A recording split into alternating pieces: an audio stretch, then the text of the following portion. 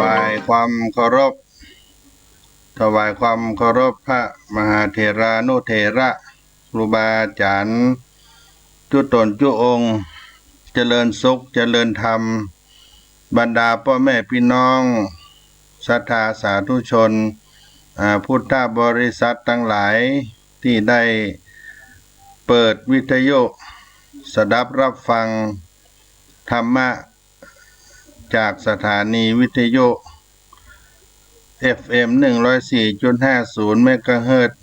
วัดฝายหินตำบลสุเทพอำเภอเมืองจังหวัดเชียงใหม่ซึ่ง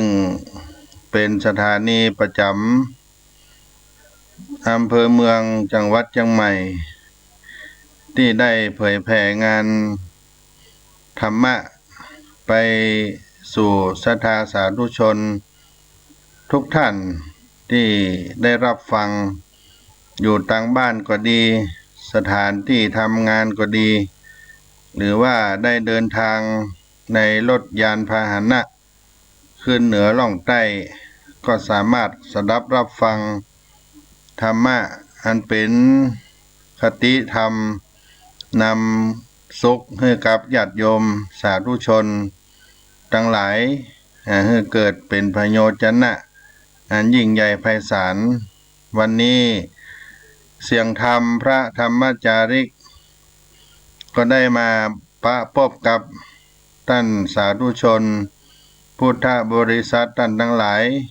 ที่ได้รับฟังแถมวาระหนึ่งเมื่อค่ำยามเย็นในวันนี้ช่วงนี้อากาศหนาวก็ขึ้นลงวันนี้ก็ยังหนาวขึ้นมาอยู่สภาพอากาศเย็นตีนดอยสุเทพวัดสลีโสดาพระอารามหลวงนี่ยังหนาวอยู่ยังเย็นอยู่ที่อื่นที่ไกลก็คงจะละไม้คล้ายคลึงกันเช่นเดียวกันก็รักษาสุขภาพร่างกายกันอาตมาภาพก็ยังเป็นหวัดเป็นไอเพราะว่า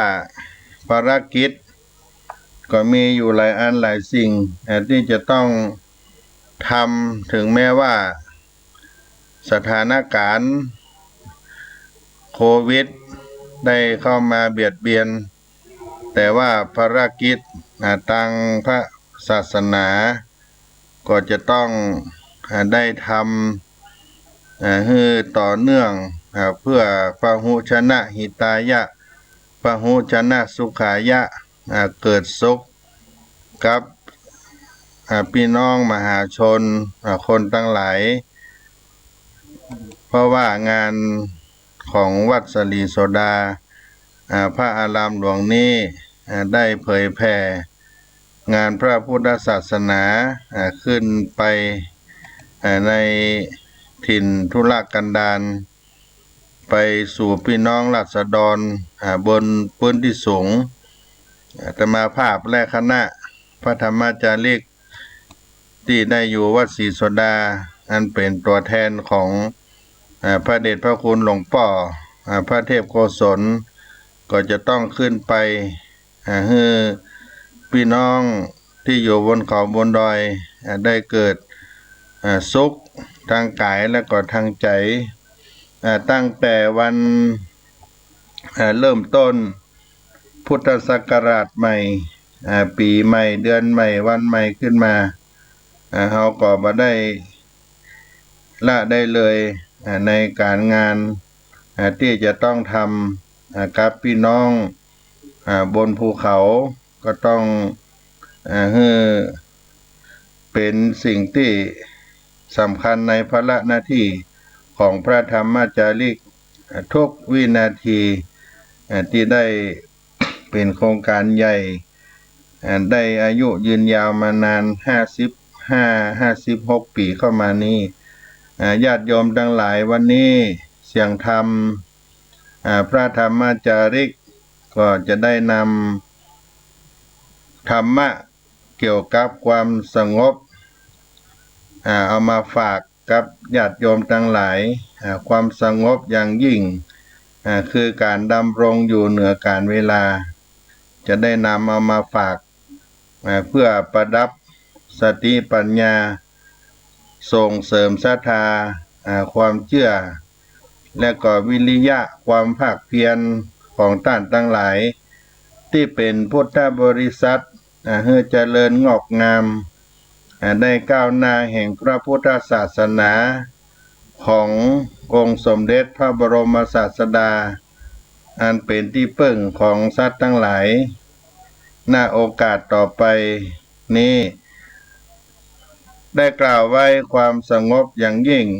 คือการดำรงอยู่เหนือการเวลาในความสำคัญของการเวลาพระธรรมเทศนาในวันนี้เป็นพิเศษได้ปรารภถึงความหมายที่เขาได้สมมุติกันขึ้นมาตั้งแต่เริ่มต้นในวันขึ้นปีใหม่ก็ดีเดือนใหม่วันใหม่ที่เป็นการดำเนินชีวิตของเราเพราะฉะนั้นธรรมะเป็นเครื่องแสดงถึงความไม่ประมาทอันเกี่ยวกับเวลาย่อมเหมาะสมสำหรับโอกาสที่เราได้เริ่มต้นถือว่าเป็นมงคลในชีวิตดังจะได้ยกเอาพุทธภาษิตที่มีอยู่ว่าอาเจนติกาลาตระยันติรัตติโย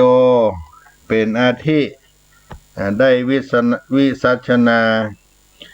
ในที่นี้บทที่ว่าอาเจนติกาลาตระยันติรัตติโยแปลว่าเวลาย่อมล่วงไปวันและคืนย่อมล่วงไปชั้นแห่งวัยย่อมล่าไปในข้อนี้ก็หมายความว่าเมื่อกล่าวโดยส่วนรวมกว้างๆก็ว่าเวลาล่วงไปถ้าจะให้แคบเข้ามาก็ว่าวันและคืนล่วงไปหรือจะขยายออกไปว่าวัยย่อมละลำดับคือปฐมวัยย่อมเปลี่ยนมัชฌิมวัยและเปลี่ยนไปเป็นปัจฉิมวัยในที่สุดเป็นการละลำดับดังนี้ในความหมายของข้อแรกเป็นเครื่องยืนยันชั้นหนึ่งก่อนว่าสิ่งที่เรียกว่าเวลานั้นบ่ได้คงที่แต่ล่วงไปข้อที่มีความสำคัญยิ่งไปกว่านั้นก็คือกาโลคัสสติภูตานิสัปปาเนวะสหัตตนาเวลาย่อมกินซึ่งสรรพสัตว์พร้อมทางตัวมันเองก็หมายความว่าเวลาบ่ได้ล่วงเลยไปเฉยๆแต่เวลาย่อมกินสรรพสัตว์ค่อยสิ้นไปพร้อมทั้งเวลาตัวเองด้วยพร้อมทั้งเวลาของตัวมันเองตัวเอตังพยังมรณีเปกขมโนอัทะโลกามิสังปัชชะเหสันติเปกโขเมื่อพิจารณาเห็นภัยในความตายเช่นนี้แล้วพึงหวังความสงบละเหยื่อในโลกนี้เสียนี่เป็นคำสอนข้อสุดท้ายในเมื่อหันเวลาเป็นอย่างนั้นแล้วมนุษย์ก็จะต้องทำอย่างใดมีใจความว่าเมื่อมองหันว่าเวลาล่วงไปมันกินทรัพย์สัตว์หมายความว่าทำให้ตายเมื่อหันภัยในความตายก็จะทำอย่างใดดีในข้อนี้มีคำตอบอยู่สองอย่างก็คือปุถุชนธรรมดาสามัญแม้ที่สุดแม้แต่พวกเทวดาก็ตอบว่ากาลิยาธาปัญญานิส่วนพระพุทธเจ้าเมื่อได้ฟังพวกเทวดากล่าวดังนี้แล้วท่านก็ได้ตรัสว่าเรายังบ่ถือว่าการกล่าวอย่างนั้นเป็นการกล่าวอย่างถูกต้องแต่เรากล่าวว่าเมื่อยิ่งเห็นภัยในความตายแล้วพึงหวังความสงบ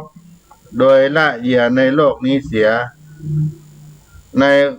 ข้อความนี้ต่างกันเป็นสองอย่างก็คือคนธรรมดาสามัญที่เป็นปุถุชนนั้นเมื่อกว่าตายก็รีบเร่งทำบุญแต่พระอริยเจ้าผู้ทรงรู้หันจริงผู้รู้จริงหันจริงในสิ่งทั้งปวงนั้นครับกล่าวไว้ว่าเมื่อหันภัยในความตายแล้วก็จงหวังนิพพานเป็นธรรมเครื่องฮือสงบโดยการละเยอะทั้งหลายในโลกนี้ซึ่งย่อมจะละความหมายว่าแม้แต่สิ่งที่เรียกว่าบุญก็ยังจัดไว้ในพวกที่เป็นเหยื่ออยู่นั่นเองเพราะเป็นเครื่องล่อให้บุคคลหลงไหลพอใจด้วยความอยากความต้องการหรือว่าความต้องการว่าจะได้เกิดในสุคติเป็นสุขสนุกสนานกันอย่างนั้นอย่างนี้เป็นต้นก็จึงได้เรียกว่าเหยื่อสิ่งที่เรียกว่าเหยื่อก็มีความหมายว่าเป็นเครื่องล่อใจในบรรดาสิ่งล่อใจทั้งหลายย่อมบ่มีอันอย่างยิ่งไปกว่าบุญดังนั้นท่านผู้รู้จึงได้กล่าวว่าแม้สิ่งที่เรียกว่าบุญก็ได้ชื่อว่าเป็นอุปธิคือเป็นเหยื่อของกิเลสเหมือนกันถึงกับจะเรียกว่าเหยื่อในโลกก็ยังเรียกได้เพราะว่าบุญย่อมนำให้เกิดในโลกใดโลกหนึ่งเสมอในโลกมนุษย์ก็เทวโลกหรือว่าพรหมโลกเป็นเครื่องให้เวียนว่ายตายเกิดอยู่ในโลกดังนั้นก็จึงเรียกว่าเหยื่ออย่างนี้เป็นต้นกำจัดเวลาสู่ภาวะเหนือโลกถ้าหันภัยอันตรายที่เกิดจากเวลาที่เกี่ยวกินสรรพสัตว์เกี่ยวกินสรรพสัตว์กันจริงแล้วก็จะต้องทำให้ยิ่งไปกว่านั้นคือความหวังสงบระงับจากการครอบงำของเวลาเพราะว่าบ่ต้องการเหยื่อนั่นเองดังนั้นท่านผู้รู้ท่านจึงได้สรุปไว้ในสุดท้ายว่าผู้ใดกำจัดความอยากเสียได้ผู้นั้นย่อมกินซึ่งเวลาก็เป็นของคู่กันว่าสัตว์ทั้งหลายทั้งปวงตามธรรมดานั้นก็ย่อมถูกเวลากัดกินแต่พระอริยเจ้าผู้กำจัดความอยากพระอริยเจ้าผู้กำจัดความอยากเสียได้นั้นกลับเป็นผู้กินซึ่งเวลาก็มีความหมายว่ากำจัดเวลาเสียได้นั่นเองนี่เป็นธรรมะในขั้นที่เป็นวิวัตตคามินีปฏิปทาก็คือแสดงที่กล่าวถึงธรรมะเป็นเครื่องออกจากวัฏฏะหรือนำขึ้นสู่ภาวะที่เรียกว่าอยู่เหนือโลกโดยประการทั้งปวงเราจึงหันได้ว่าถ้าอยู่ในโลกอยู่ใต้โลกก็ย่อมถูกเวลาครอบงำถูกเวลากัดกินแต่ถ้าอยู่เหนือโลกก็เป็นฝ่ายที่กัดกินเวลาเป็นฝ่ายป้ายแป้แต่ว่าสัตว์ธรรมดาที่ยังมาอาจละความยึดมั่นละถือมั่นในโลกนี้ได้ย่อมมีความอยากอย่างใดอย่างหนึ่งจึงถูกกัดกินอยู่ด้วยเวลาคือความที่ผสมใจอยากหรือว่าสิ่งที่ได้มาแล้วสมใจอยากมันก็ยังเปลี่ยนแปลงไปตามเวลาเป็นเครื่องทำให้สัตว์เดือดร้อนทนทุกข์ทรมานอย่างนี้อยู่เสมอก็หมายความว่าเมื่อยังบ่ได้ก็ฮ้อนใจเมื่อยังบ่ได้ฮ้อนใจเหมือนกับตกนรกมันฮ้อนมันไม่คันว่าได้มาแล้วก็กว่าจะวิบัติพัดภาคได้วิบัติพัดภาคจากไปในและก็ในที่สุดก็ได้วิบัติพัดภาคไปโดยแท้จริงเพราะอำนาจของเวลานั้นดังนั้นท่านจึงได้กล่าวว่าเวลาย่อมกัดกินสรรพสัตว์พร้อมทั้งตัวมันเองอยู่ตลอดเวลาศรัทธาสาธุชนท่านทั้งหลายคนธรรมดาทั่วไป มักจะแยกสิ่งทั้งหลายทั้งปวงออกเป็นสองฝ่ายในลักษณะที่ว่าเป็นบุญหรือเป็นบาปคู่กันเป็นนรกหรือว่าเป็นสวรรค์คู่กันเป็นสุขหรือเป็นทุกข์คู่กันเป็นคู่กันอย่างนี้เสมอไปแล้วตัวก็เรียกเอาข้างหนึ่งแล้วก็บะชอบอีกข้างหนึ่งเช่นว่าเลือกเอาข้างบุญบ่เอาข้างบาปเลือกเอาข้างสวรรค์บ่เอาข้างนรกบ่เอาตังนรกเลือกเอาในความสุขบ่เอาในความทุกข์อย่างนี้เป็นต้นการทำเพียงเท่านี้ก็ยังบ่เพียงพอบ่เพียงพอเพราะจะถูกต้องสำหรับคนต่อไปในสามัญธรรมดาแต่บ่ถูกต้องสำหรับบุคคลที่ต้องการจะดับทุกข์โดยประการทั้งปวงเพราะสิ่งที่เรียกว่าบุญหรือสุขนั้นเป็นสิ่งที่เป็นเหยื่อของความอยากยังเป็นที่ตั้งของความอยากโดยเฉพาะสิ่งที่เรียกว่าสวรรค์ด้วยแล้วก็หมายถึงตัวที่เป็นเหยื่อโดยเฉพาะดังนั้นแม้จะได้บุญแม้จะได้ไปสวรรค์แม้แต่จะมีความสุขมันก็ถูกเวลากัดกินอยู่นั่นเองจะมีความสุขในโลกในมนุษย์โลกในเทวโลกพรหมโลกหรือโลกไหนก็ตามก็ยังถูกเวลากัดกินถูกเวลาได้กัดได้กินอยู่นั่นเองดังนั้นจึงเป็นการดับทุกข์สิ้นเชิงเป็นเพียงการเสวยสุขเวทนาหรือความรู้สึกที่สนุกสนานเด็ดอร่อยตามอารมณ์ของตนของตัวเก่าแล้วก็ต้องเปลี่ยนแปลงไปตามเวลาเปลี่ยนแปลงไปตามเวลาด้วยกันทั้งนั้นและในที่สุดก็จะต้องต้องพากจากกันเพราะอำนาจของเวลาด้วยเหตุนี้ในฝ่ายพุทธศาสนาตามหลักธรรมของพระพุทธศาสนามีหลักว่าถ้าต้องการจะพ้นจากความตายหรือความทุกข์โดยสิ้นเชิงแล้วก็ต้องละทิ้งสิ่งที่เป็นเหยื่อ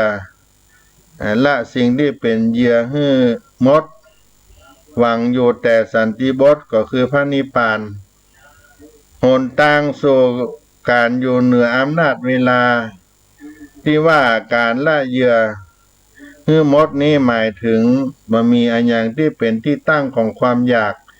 จิตใจว่างบ่ยึดมั่นถือมั่นในสิ่งใดว่าน่าฮักน่าปรารถนาอย่างนี้เรียกว่าหวังต่อนิพพานบ่ได้หวังนรกสวรรค์บ่ได้หวังบุญหวังบาปหวังสุขหวังทุกข์แต่หวังความสงบอย่างยิ่งความว่างความยิ่งความว่างอย่างยิ่งความบ่มีทุกข์เลยถ้าจะหันง่ายๆก็ต้องอู้ว่าคนมีบุญก็เป็นทุกข์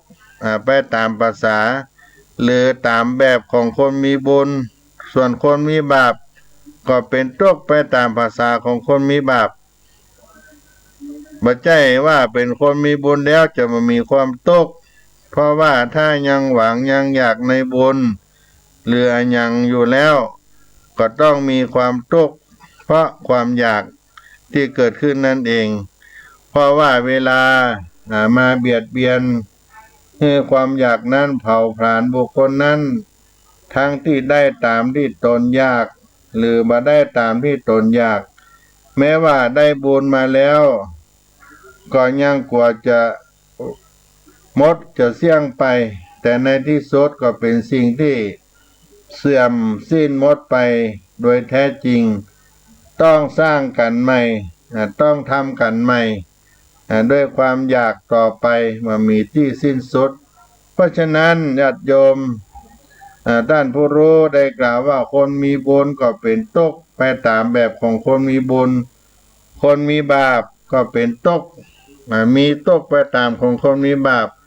ถ้าจะให้พ้นทุกข์โดยสิ้นเชิงต้องบ่หวังบุญหรือบาปแต่หวังความสงบระงับด้วยประการทั้งปวง หรือความว่างโดยประการทั้งปวงก็จึงเรียกกันทั่วไปว่านิพพานเรียกกันทั่วไปว่านิพพาน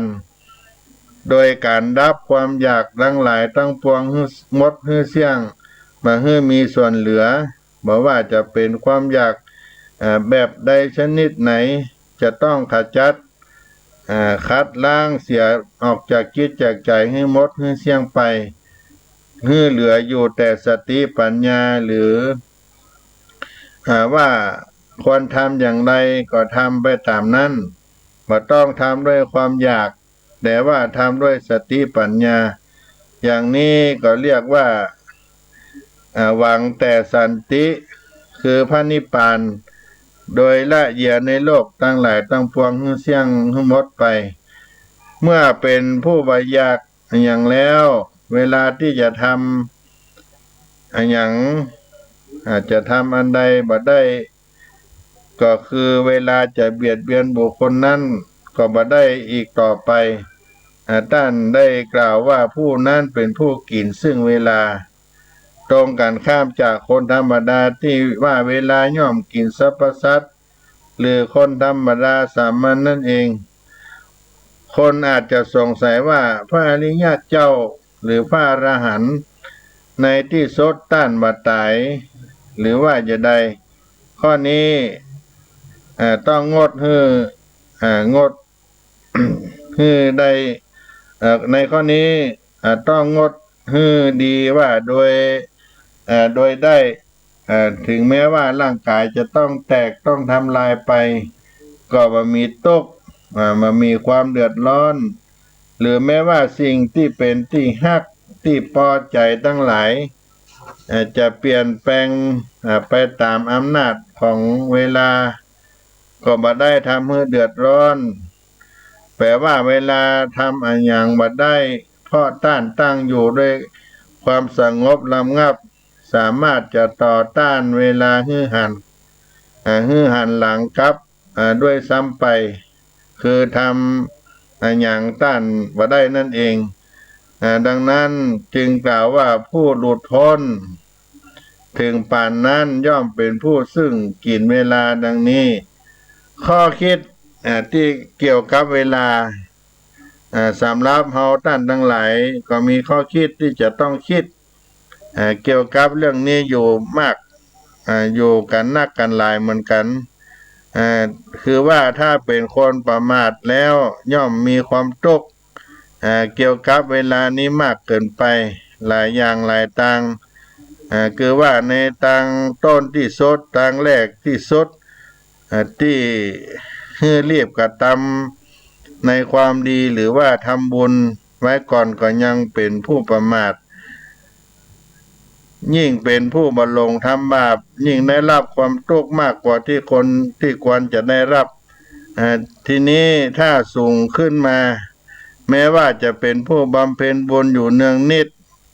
แต่ถ้าเป็นผู้ประมาทบ่รู้ตามที่เป็นจริงไปยึดถือมั่นสิ่งเหล่านี้โดยความเป็นตัวเป็นตนแล้วก็จะเป็นผู้มีความทุกข์อย่างลึกซึ้งมองหันได้ยากไปถึงแบบหนึ่งด้วยเหมือนกันโดยเฉพาะ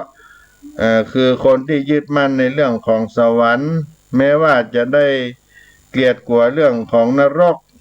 อันนี้ก็เรียกว่าเป็นความประมาทถ้าเป็นผู้ไม่ประมาทก็คือหมายความว่าบ่ยึดมั่นในสิ่งใดทั้งหลายทั้งทุกสิ่งทุกอันผู้บ่ประมาทย่อมรู้ตามที่เป็นจริงว่าถ้าลงได้เป็นบ่าวเป็นทาสของความอยากแล้วนรกสวรรค์ก็ย่อมจะเป็นทุกข์เท่ากันเป็นความทุกข์เท่ากันแม้ว่าจะมีรูปร่างต่างกันนรกหรือสวรรค์คนทั่วไปหันว่านรกกับสวรรค์นั้นต่างกันอย่างตรงกันข้ามแต่พระอริยเจ้าต้านมหันต์พระอริยเจ้าต้านหันว่าเหมือนสองอย่างนี้เหมือนกันแต่ยังเป็นที่ตั้งแห่งความทุกข์ไปตามแบบของตนอยู่ในนรกหรืออยู่ในสภาพของนรกก็เป็นทุกข์ตามของ สัตว์นรกอยู่ในเมืองสวรรค์ก็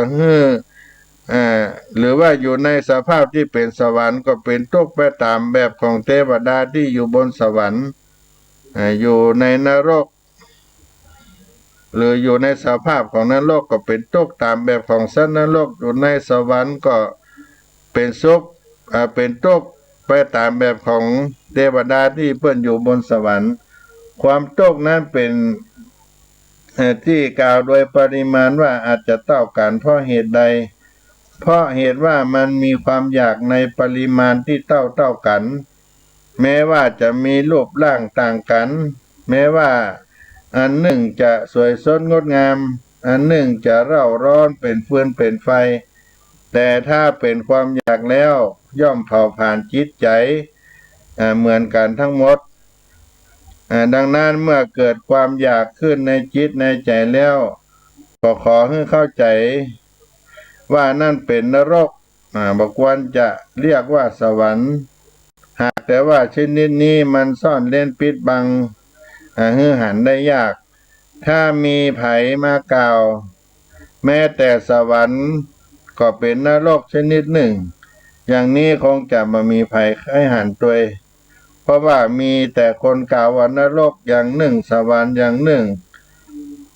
นรกเป็นอย่างหนึ่งสวรรค์เป็นอย่างหนึ่งด้วยกันทั้งนั้นมีแต่พระอริยเจ้าที่เปิ้นหันตามที่เป็นจริงที่จะหันว่านรกหรือสวรรค์ก็ตามเมื่อยึดถือแล้วก็ย่อมเป็นทุกข์โดยเสมอกัน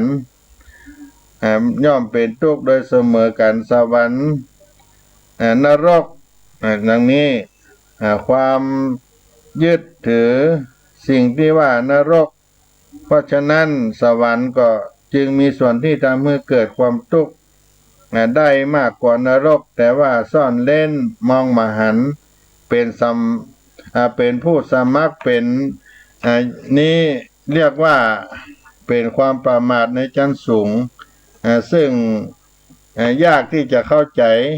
แต่ถ้าตักเตือนกันในขั้นต้นๆก็บอกว่ารีบเว้นบาปและก็รีบทำบุญเพื่อจะได้ไปสวรรค์แต่ถ้าจะตักเตือนกันในที่สุดท้ายแล้วก็ย่อมตักเตือนว่าอย่าได้หลงไหลในสิ่งใดเลยจงปล่อยความยึดมั่นถือมั่นโดยประการทั้งปวงบ่มีส่วนเหลือเมื่อนั้นก็จะอยู่เหนือนรกและเหนือสวรรค์โดยประการทั้งปวงคือบ่มีความอยากแล้วก็เป็นความสงบหรือว่าเป็นนิพพานบ่เกี่ยวข้องกับเหยื่อชนิดใดๆในโลกนี้อีกต่อไปนี้เรียกว่าความประมาทในขั้นสูงเป็นการตักเตือนกันในขั้นสูงเท่าที่ได้กล่าวมาทั้งหมดทั้งหลายนี้ก็เพื่อได้ชี้หันชั้นหนึ่งก่อนว่าสายหรือแนวของการดับทุกข์นั้นมีอยู่อย่างใดจะไปสุดต่างกันแค่ไหนเฮาฮู้ฮื้อหมดจดสิ้นเชิงอย่างก่อนแล้วก็จึงค่อยมาพิจารณาดูว่าจะเลือกเอาอย่างใดหรือเพียงไหนกันแห่มทีหนึ่งสำหรับผู้ที่มาอาจจะเข้าใจได้ก็มีการสอนฮื้อพอใจในสวรรค์ฮื้อรีบเร่งทำบุญ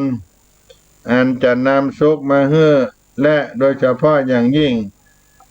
วันที่เฮาสมมติกันขึ้นมาที่ผ่านมาเช่นวันใหม่ปีใหม่เดือนใหม่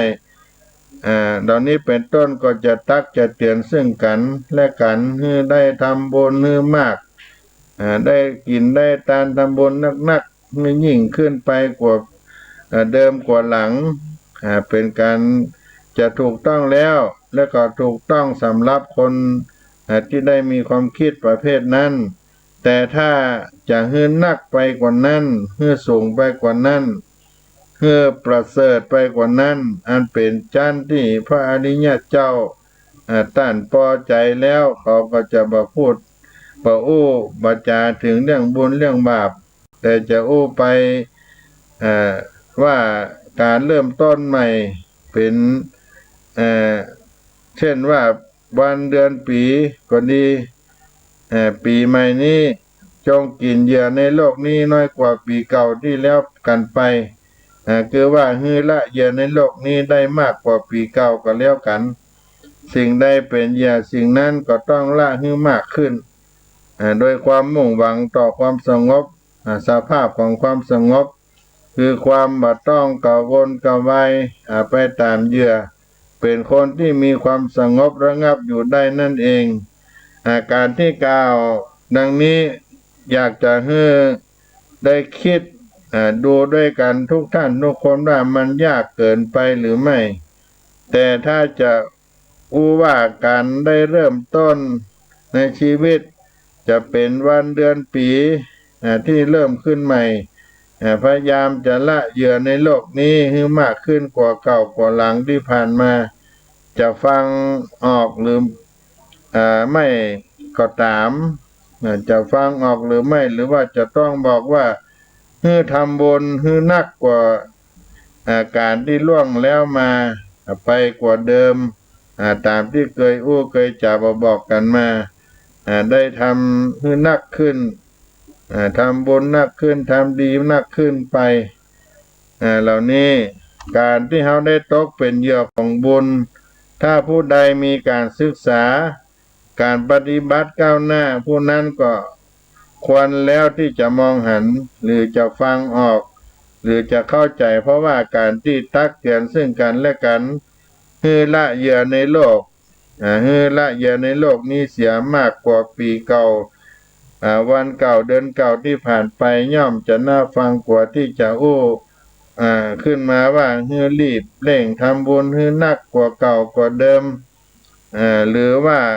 เพราะว่าคำว่าบุญนี้มันเป็นกรรมความยิ่งไปกว่าคำว่าเหยื่อนั้นไปแถมบางคนก็มองบุญในแง่ที่วิเศษสูงสุดน่าปรารถนายิ่งกว่าสิ่งทั้งปวงเพราะว่าบ่ฮู้จักความทุกข์ที่เร้นลับหรือบ่ฮู้จักพระนิพพานซึ่งเป็นที่ดับแห่งทุกข์อย่างสิ้นเชิงเพราะไปมองหันแต่เพียงว่าสิ่งที่เรียกว่าบุญนั้นเป็นที่สูงสุดแล้วไปยึดไปถือความหมายนี้เป็นเพียงสิ่งเดียวเป็นสิ่งสูงสุดไปดังนี้ก็มีก็แต่อย่างใด ถ้าถึงอย่างนั้นก็อาจจะมีคนบางคนที่ลังเลอยู่เพราะได้เคยสังเกตเห็นว่าคนที่ทำบุญนักได้ทำบุญนักขนาดที่เรียกว่าบ้าบุญเมาบุญอย่างนี้ก็ยังกับจะเป็นทุกข์มากไปเสียกว่าคนที่อยู่บ่ได้อยู่เฉยๆก็เลยเกิดความสงสัยขึ้นมาว่าบุญนี้มันเป็นจะใดกันแน่อยู่ที่ไหนกันแน่ตรงไหนกันแน่ทำไมจึงมีคนที่บ้าบุญมาบุญครับเป็นผู้ที่มีความเดือดร้อนยิ่งกว่าคนอยู่บ่ได้อยู่เฉยๆญาติโยมทั้งหลายถ้าหากพิจารณาให้ดีก็จะเห็นว่า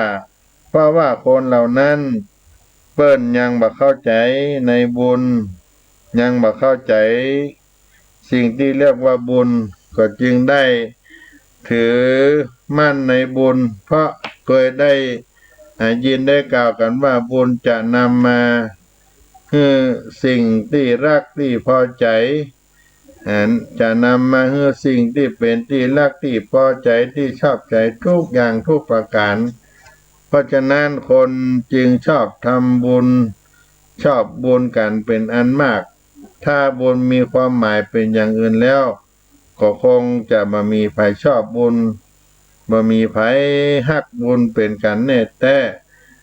เดี๋ยวนี้เพียงแต่ได้ยินว่าบุญเป็นสิ่งที่นำมาซึ่งความปรารถนาทุกประการแล้วก็เลยชอบแต่ถ้าได้คิดดูว่าความอยากหรือความปรารถนานั้นเป็นความทุกข์ถ้าบุญนำความอยากหรือความปรารถนามาให้หรือก่อให้เกิดความอยากหรือความปรารถนาแล้วก็คือสิ่งที่ทำให้เกิดความทุกข์หรือความเร่าร้อนขึ้นในจิตในใจโดยบ่ต้องสงสัย ถ้ามีปัญญามองหันได้อย่างนี้ก็นับว่าเป็นการเข้าใจที่ถูกที่ต้องเคลื่อนมาตามลำดับอาจจะมองหันว่าการเป็นอิสระบ่ไปเที่ยวอยากโน่นอยากนี่ไปตามอำนาจของความอยากนั้นจะดูเป็นสิ่งที่น่าปรารถนากว่าคือบ่มีความตกมีแต่สติปัญญารู้ว่าควรทำสิ่งใดควรทำอย่างใดควรทำเพียงไหนในวันหนึ่งก็ทำสิ่งเหล่านั้นเป็นตามที่ควรทำไม่ต้องยึดถือมั่น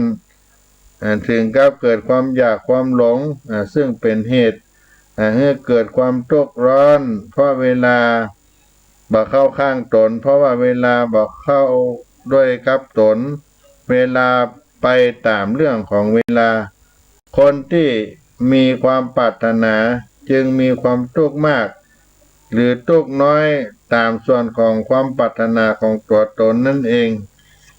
อยู่เหนืออำนาจของเวลาโดยการละความอยากถ้ามีความปรารถนานักเวลาก็วิ่งไปเร็วนักถ้ามีความปรารถนาน้อยเวลาก็วิ่งไปช้าๆถ้าบ่มีความปรารถนาเลยเวลาก็หยุดสนิทบ่วิ่งไป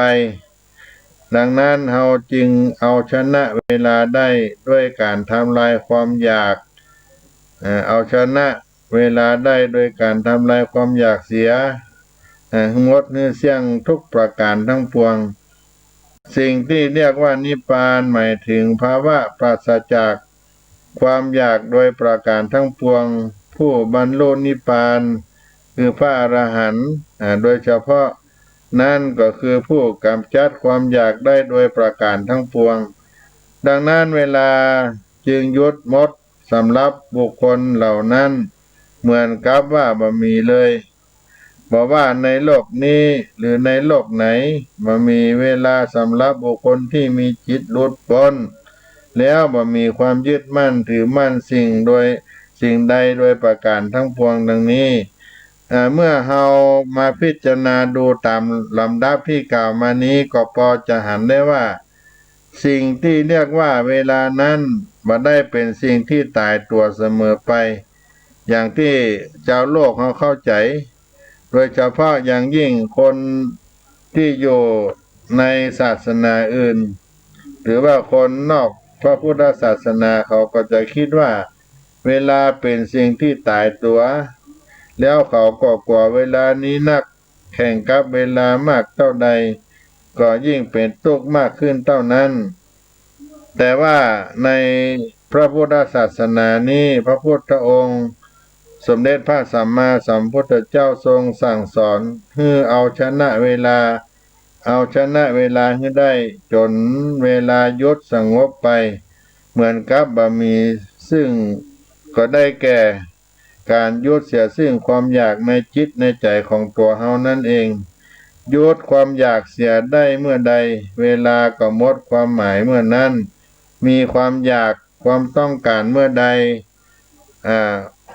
อยากมากก็วิ่งไปเร็วอยากน้อยก็วิ่งไปจ้าอยากถึงที่สุดจนขาดใจตายไปเวลาก็วิ่งเร็วถึงที่สุดจนทำให้บุคคลนั้นตายไปนี่เป็นสิ่งที่ต้องคิดดูให้ดีในเรื่องเกี่ยวกับเวลากับการดำเนินชีวิตมันเป็นเรื่องที่เกี่ยวกับเวลาเราทำบ่ดีทำบ่ถูกมันก็เป็นความโง่ความหลงทำให้เป็นทุกข์มากกว่าที่เราได้ทำสิ่งที่ผ่านมาก็ยังได้ละอ่อนน้อยเด็กๆบ่เป็นทุกข์บ่เป็นฮ้อนมองหันได้ชัดๆพอเติบโตให้เป็นผู้ใหญ่ขึ้นมารู้จักใครได้อันนั้นใครได้อันนี้ทะเยอทะยานมีความยิ่งขึ้นมันก็เป็นทุกข์มากขึ้นแล้วจะเรียกว่าเป็นความสุขในที่เราได้รับใหม่กว่าสิ่งที่ผ่านมานั่นก็ จะเป็นไปได้อย่างใดถ้าเราเอาจิตใจของละอ่อนของเด็กๆมาเทียบมาเปรียบกันดูกระทั่งถึงละอ่อนที่อยู่ในท้องของแม่พอเราจะหันว่าเป็นเด็กในท้องของแม่นั้นบ่อยากหยังเลยเฉพาะเลยบ่อยากละอ่อนที่อยู่ในท้องแม่นั้นบ่มีความอยากอันใดเพราะฉะนั้นเวลาจึงบ่มีสำหรับละอ่อนสำหรับเด็กหรือสำหรับจิตใจของละอ่อนแต่เมื่อละอ่อนหรือว่าเด็กรู้จักต้องการถ้าได้อันนั้นอันนี้เวลาก็จึงจะเข้ามาเกี่ยวข้องเวลาจะยิ่งเข้ามาเกี่ยวข้องยิ่งต้องการนักเวลาก็ยิ่งมีความหมายนักจนกระทั่งจัดฮื้อบัดตันอกตันใจก็ร้องห่มร้องไห้บางทีก็ถึงทำร้ายตัวเอง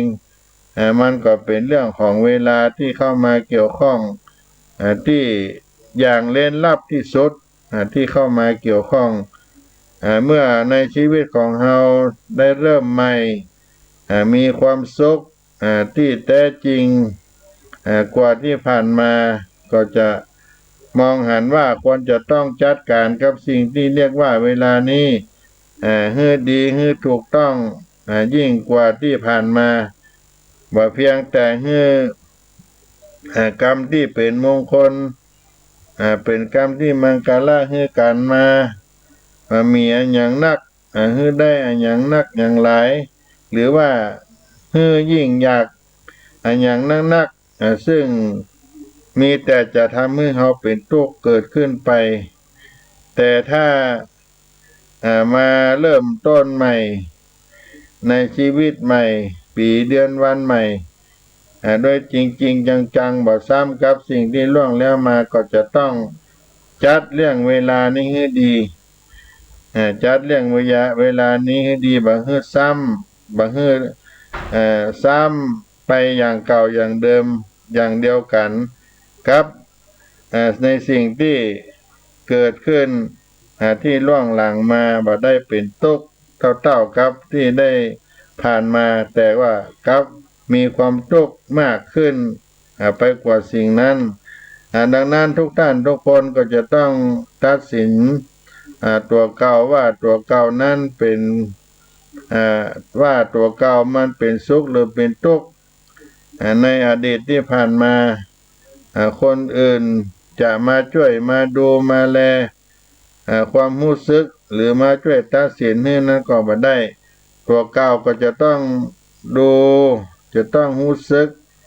แล้วก็ตัดสินตัวเองตัดสินด้วยตนเองแล้วก็จะต้องฉลาดโดยบ่ใช่กระทำไปด้วยความที่เราบ่รู้อันนี้เป็นต้นแล้วต้องยุติธรรมบ่ลำเอียงเข้าข้างกิเลสแต่ต้องทำการอย่างยุติธรรมไปตามหลักเกณฑ์ของน้ำธรรมคำสอนของพระพุทธเจ้าถ้าว่าร้อนก็ต้องร้อนว่าร้อนก็ต้องร้อนถ้าเป็นทุกข์ก็ต้องว่าทุกข์ถ้ากระวนกระวายกระซับกระส่ายก็ต้องยอมรับว่ากระวนกระวายกระซับกระส่ายเดี๋ยวนี้กำลังมีความกระซับกระส่ายที่เกิดขึ้นใหม่ๆที่เกิดขึ้นเหมือนกับที่มันเป็นสิ่งที่เราได้เริ่มต้นในปีเดือนวันยามใหม่นี้ขึ้นมาอันนี้ด้วยหรือว่าสิ่งที่เราได้คิดความรู้สึกที่เกิดขึ้นจะเป็นอย่างนั้นก็ขอให้ลองสังเกตให้ดีด้วยกันทุกท่านทุกคนบอกว่าฝ่ายบรรพชิตฆราวาสพระสงฆ์องค์เจ้าจะพ้นไปจากอำนาจของเวลาเพราะยังสังเกตเห็นอยู่ว่าแม้เป็นพระสงฆ์องค์เจ้าก็ยังอยากยังทะเยอทะยานบ่แพ้ไปกว่าฆราวาสหรือยิ่งกว่าไปกว่าฆราวาสก็ยังมีเวลาบ่ยกเว้นว่าสำหรับพระหรือบ่ใจจะแกล้งให้มีฤทธิ์มีพิษมีเดชมากกว่ากับฆราวาสโดยเฉพาะแล้วมันก็เหมือนกันทั้งนั้น เพราะมันขึ้นอยู่กับความอยากมันเกิดขึ้นความอยากข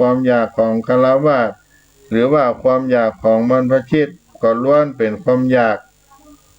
ล้วนแต่เป็นความอยากเพราะตกเป็นธาตุของอารมณ์ที่ตนอยากดังนั้นเวลาจึง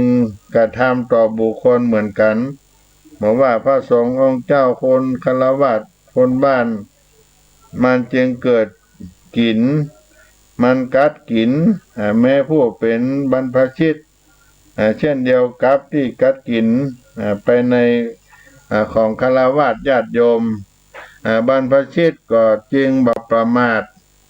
ในบ่ประมาทไปกว่าฆราวาสเพราะว่าตัวอยู่ในฐานะเป็นบรรพชิตก็ควรที่